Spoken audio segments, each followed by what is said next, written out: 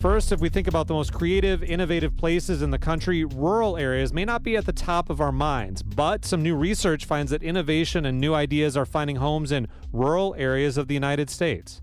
Our next guest says Silicon Valley and other metropolitan areas don't have a monopoly when it comes to creativity and innovation. Richard Florida is a co-founder and editor-at-large of City Lab, senior editor at The Atlantic. He's a professor of business and creativity at the Rotman School of Management at the University of Toronto. His recent piece in City Lab is called The Rise of the Rural Creative Class. Richard, thanks a lot for joining us today. Thank you so much. It's great to be with you. Let's talk about this idea, first of all, that, okay, the innovation, the creativity is coming from urban areas and not rural areas. Where does that come from? Well, I think it's just a long-running myth. And, we in urban affairs and in urban studies, or when people think about cities, whether they read Jane Jacobs or not, the late great urbanist, they think of creative centers, they think of, a Florence in Italy, or they think about London or Berlin in Europe, or they think New York City and this outpouring of art. Big cities that were good like Chicago or Pittsburgh and Detroit in their day, or the San Francisco Bay Area in our time that were great at innovation or forming startup companies. And I think in the popular mind, less so than the academic literature, in the popular mind, innovation and all good things like that are associated with bigger, larger, more populated, more economically robust, and more diverse cities. And you've written a lot, and before we dig into rural areas, I want to get into a core concept of yours from your book, The Rise of the Creative Class, this association between innovation in an economic sense, in a business sense, and creativity in what we might think of as the more artistic sense, performing areas, that kind of thing. Connect the dots for us. I think that Richard, in my work, you're kind of dropped. We're losing Richard Florida now. We're going to reconnect in another way. We're talking to Richard Florida, author of The Rise of the Creative Class, talking about rural communities and creativity. You can join in, by the way, at 800-642-1234. What's going on in your area when it comes to artistic creativity, performance, theater, art, music, whatever you want to talk about? And do you see that translating into business innovation, creativity in an economic sense? You can join us at 800-642-1234. That's 800-642-1234. You can email ideas@wpr.org. That's ideas@wpr.org. As we get Richard Florida back with us now, it looks like. Richard, sorry about that. We lost you, but we've connected another way. Let's start that question again. Connect the dots for us between artistic creativity and innovation in an economic sense. Yeah, well, sorry to listeners out there. This is the hazards of the Internet age. Definitely. Let's make all of this easier. Sometimes it makes it harder. When I was a younger person studying innovation, people said, well, innovation comes from R&D labs. It comes from scientists and techies. It comes from university research centers. And the more I dug into this, I could see that the places that were defining the centers of high-end, high-tech innovation in the U.S. economy, the San Francisco Bay Areas, the New Yorks, the Bostons, the Seattles, they weren't just high-tech centers. These were places with thriving music and artistic scenes. So we did some research and did some data analysis, which found pretty conclusively that metropolitan areas, on balance, large, small, medium, 350-plus metropolitan areas in the United States, on balance, the places that had the highest levels of innovation or startup companies or technological advance tended to have, all other things equal, more thriving artistic, music, and design and creative economy. So I dubbed this group the creative class. It's not just scientists and techies and entrepreneurs and innovators, but it's artists and musicians and designers. All told, about 40 million Americans occupy that class, about a third of our workforce. Now bring that into a rural area or a small town that wouldn't have been on that list of 350 metropolitan areas. Does that connection still hold true? Well, even more so. And again, this is not my research. There is a group of people in the U.S. Department of Agriculture who are spectacular researchers. And 15 years ago, when Rise of the Creative Class came out, wanted to try to replicate these findings. So one thing they did was actually come up with a tighter and more robust definition of my own creative class using new data. But the other thing they did was try to figure out in rural communities to what degree does this creative innovation economy connection hold? And what they found is, if anything, it's stronger. For one, they found, just like with the economy generally, innovation is not evenly spread across rural America. Just like it concentrates in urban America, in certain cities more than others, it is concentrated in certain rural areas more than others. They document about 100 of what they call rural creative magnets across the United States. But the thing they find is, in terms of whether you look at new product innovation or more continuous process innovation, the level of that at the rural in America, controlling for other factors like size, is about the same as in urban America. But moreover, this innovation and creativity in rural America is much more closely connected to arts and cultural creativity. In other words, to make this simple, in rural areas, if you have a thriving arts and cultural economy, the odds are even better than in urban America. You will have a highly innovative business economy.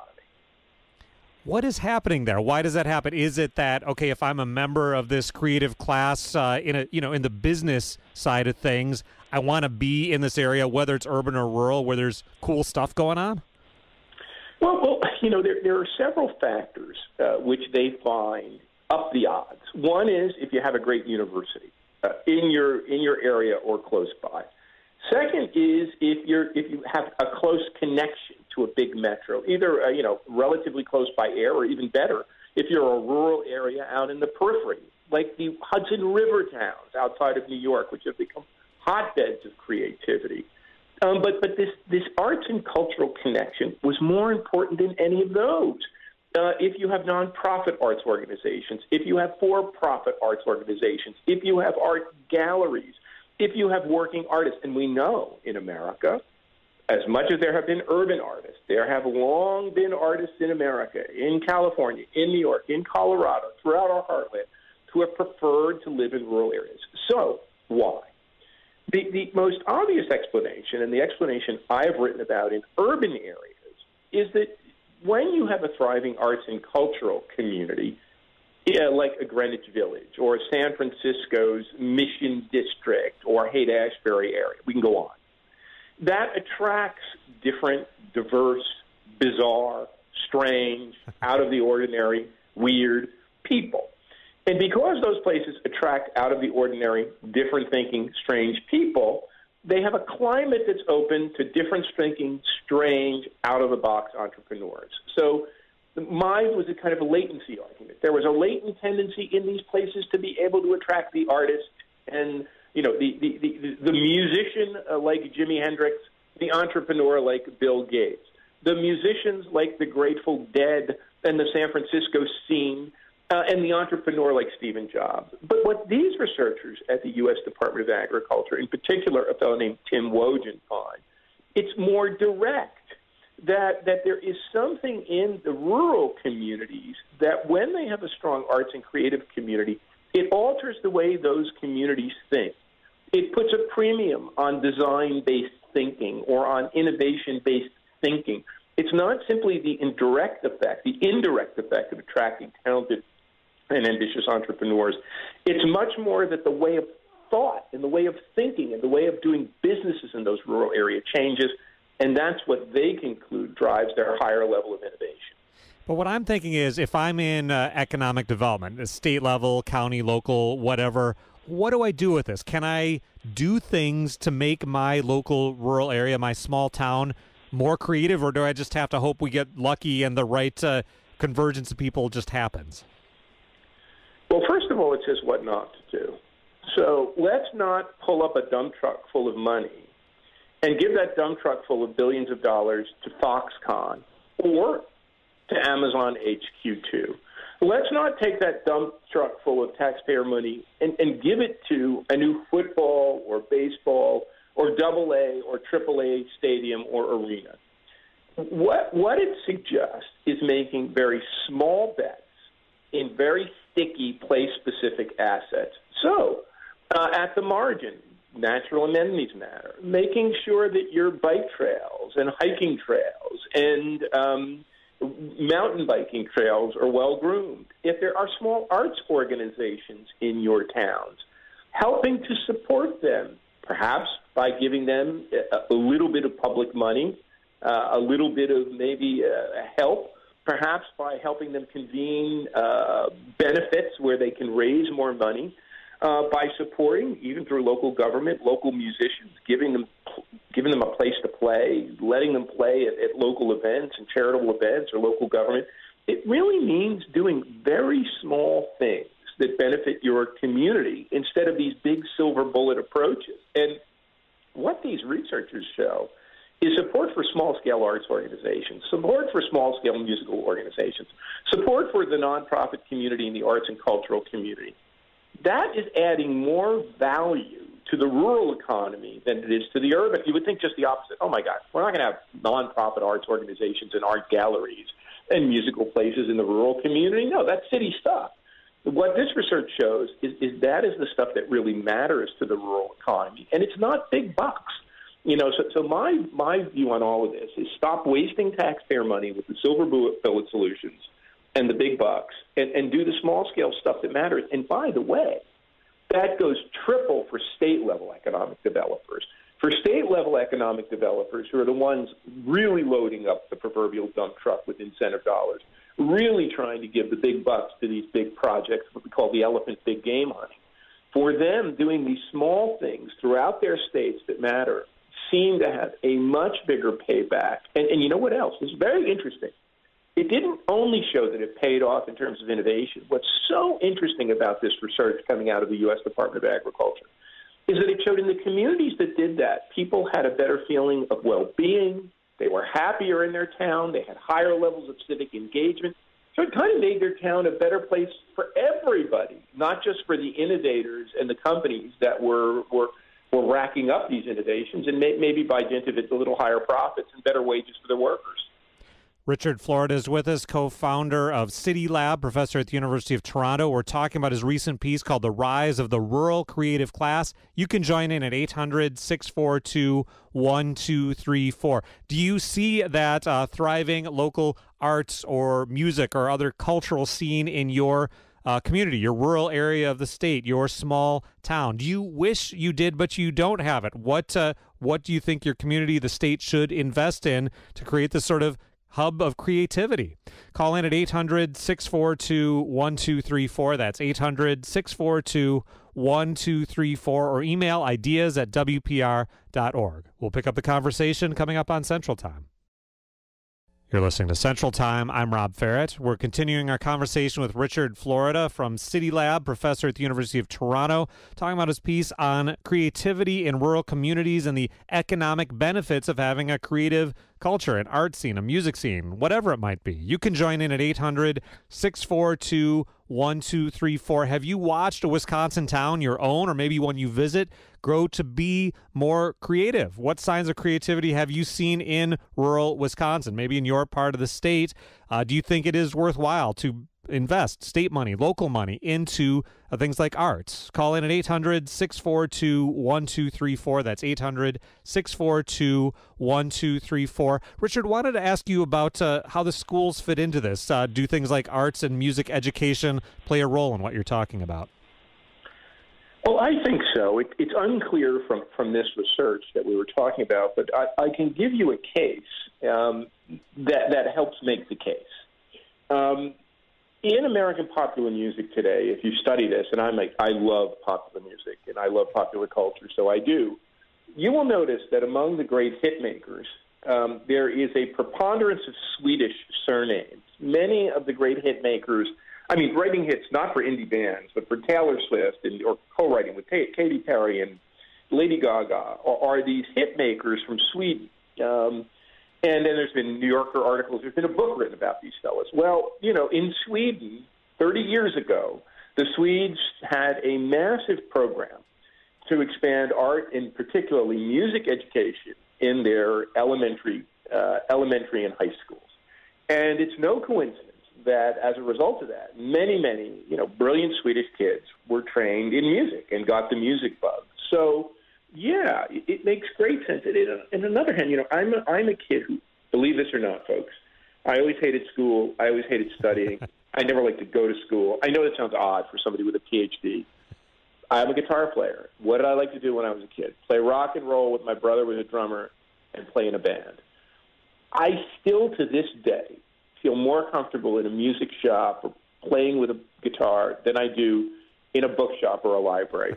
Bill Clinton said this. He realized at 17 that he wasn't going to be the next second coming of John Coltrane. I realized about the same age I was going to be the second coming of Jimi Hendrix. But the point is that music stokes the passion of so many young kids that are bored by other stuff.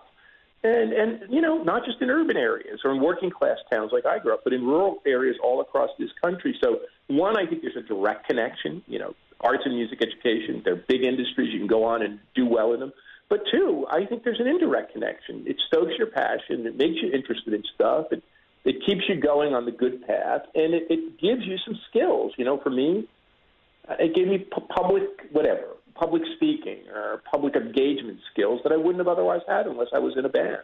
I want to bring on a caller. Nate is with us in Mazomanie. Nate, hi.